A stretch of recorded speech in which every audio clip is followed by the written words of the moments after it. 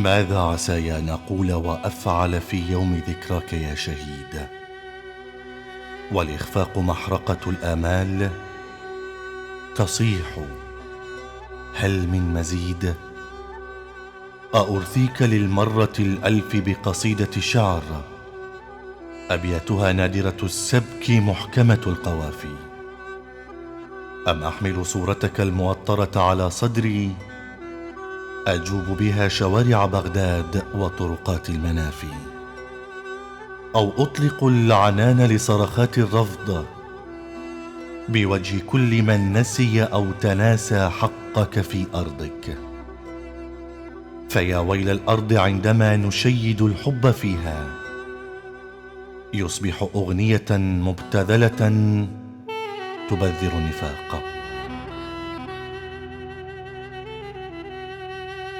فالعراق موطنك وموطني، لم يعد يهمه أمرنا ولا شدة ظلمنا، وأن وجودنا امتداد لوجوده، ودماؤك قطرات رقراقة روت أرضه. أنا لم أعد أفهم يا شهيد أمتي ولا معنى للوطن والمواطنة.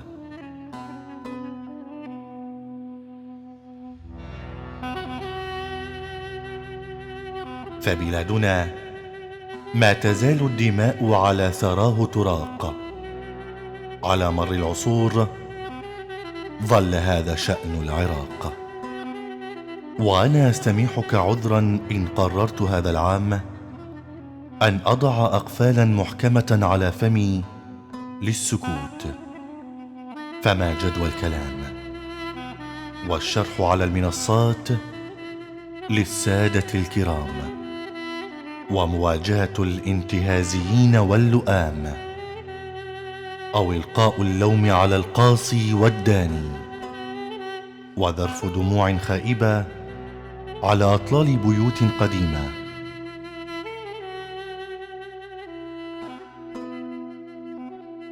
وجودها من آثار تحجر قلوب سقيمة.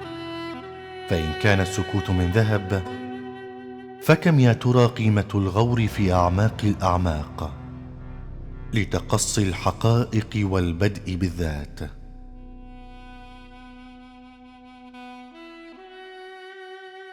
بكثرة التشكي لا نضمن حقوقنا، إنما بحكمة الصمت والتربص في قوقعة سكون ما قبل العاصفة.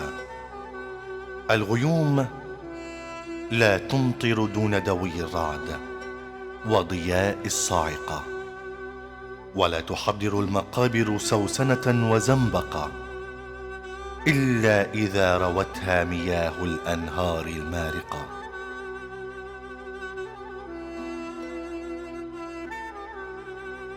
آنذاك سأحتفل بيوم ذكراك يا شهيد، وأقسم أنه سيكون عرس وعيد. أحمل في يد حمامة بيضاء، وبالأخرى أغصان زيتونة خضراء. أزرع غصنا في كل بيت من بيوت العراق، لعلها تخضر وتنثر في أجوائها عبق المحبة والوفاق.